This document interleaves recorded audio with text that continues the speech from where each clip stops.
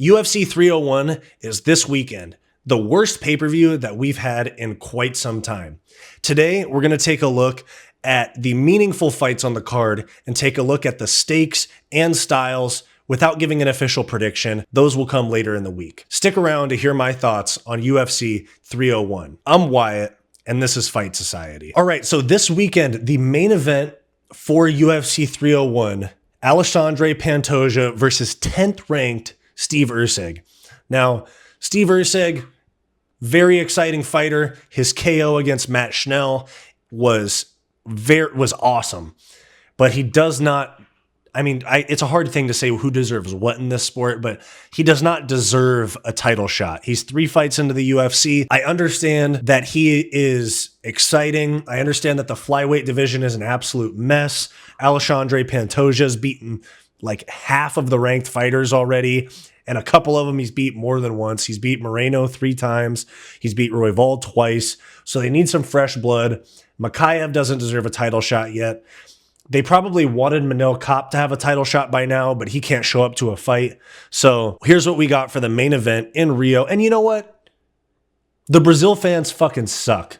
Glover Teixeira had to retire to an empty arena because they were salty that he lost fair and square, and they booed and then left before Glover even got the mic. So these the bullshit Brazilian fans that are spoiled when they get a good event, they deserve a shitty pay-per-view. Alexandre Pantoja is an elite fighter. He's not necessarily the most well-known champion. He's not the most celebrated champion, but I think he's a cool guy. You know, he's a family man. He is, he's not like doing anything crazy for attention. He was an Uber Eats driver while he was still in the UFC, trying to make a way. I appreciate his story. I appreciate his style. He gasses out a little bit because I think he cuts a lot of weight, but he's 27-5. He has a crazy impressive record, and he's a great champ. I think that he's going to have that 25 belt for some time, but we'll see what Steve Erceg has for him. Steve Erceg, very exciting striker, has only had 3 fights in the UFC, beat a ranked opponent in his very first fight. So respect to him.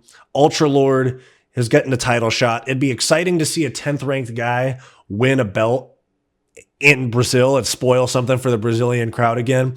But very, very exciting title fight, but it just doesn't deserve a main event.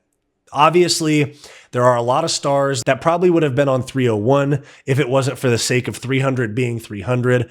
They probably would have had Charles Oliveira, Alex Pereira, Davison Figueiredo. Those guys probably all would have been on UFC 301 if UFC 300 was anything but the biggest pay-per-view of all time. But here we are, getting a weak pay-per-view. Co-main event, we have Jose Aldo versus Jonathan Martinez. Jose Aldo coming out of retirement. This is what's saving the card in some ways. You got the King of Rio making his return from retirement in Rio. I think they fumbled the matchmaking a little bit by giving him Jonathan Martinez, who's young, active, hungry, and just there's no story here. They could have given us a Dominic Cruz fight. That would have been an awesome throwback fight with 2 former champions. They could have had him fight Pedro Munoz. That would have been a better matchup for him.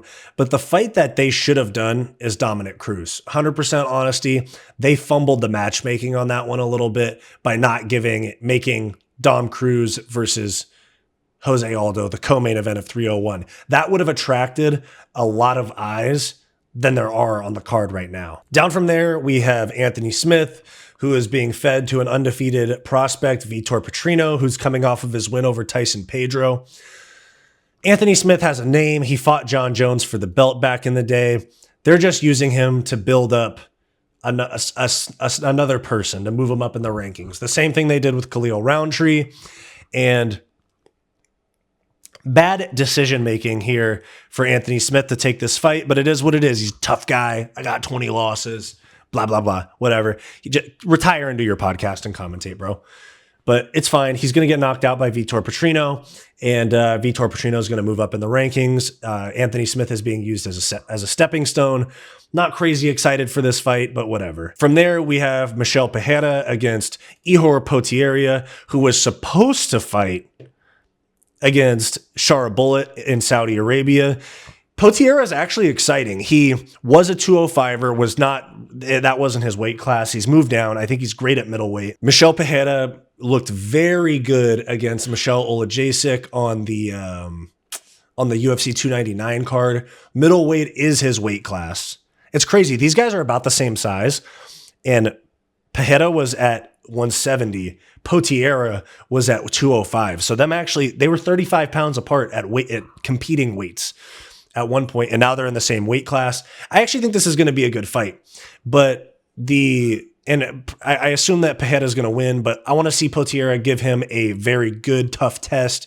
And then Pereira probably should have gotten a ranked opponent for this, especially being on the main card of a pay-per-view. He was going to get Wonder Boy at UFC 291. He missed weight. Very impressive win on 299. He should have fought somebody like Nasruddin Imavov or something like that. Paul Craig versus Caio Borralho. I'm really excited for this one. This is like two bottom of the rankings guys, not bottom fighters, but towards the bottom of the top 15 at middleweight. You got like 13 versus 15, I think it is. Both elite level jiu-jitsu. I know a lot of fans don't love the grappling as much, but the casual fans at least. But I'm really excited for this fight. Getting two jiu-jitsu specialists in Brazil. That's a cool matchup. Very excited for that. Does Paul Craig establish himself further, or does Caio Borralho keep moving up the rankings? Good fight there. Joanderson Brito versus Jack Shore. Fire fight. That's going to be awesome. Two up-and-comers, both with great records. Awesome. Super excited for that fight. Don't really care about Joaquim Silva versus Drakkar Klose. And then we have Elves Brener, Charles Oliveira's teammate, against Myktybek Orolbai, who is very exciting. He got a win at welterweight on short notice in his debut, and now he is getting a fight in his actual weight class. Amazing fight. Maybe the winner of this is like one win away from a ranked opponent. This is going to be an awesome fight. Wrestler, actually, Orolbai has pretty good boxing as well, but grappler, both guys are good at grappling and on the feet. Elves Brener's got that shoot box style. Very excited for that fight. Then you have Bonfim getting a fight against Vince Pichel, who's a little bit older, but still good. The rest of the prelims, not super awesome. Karolina Kowalkiewicz, not great.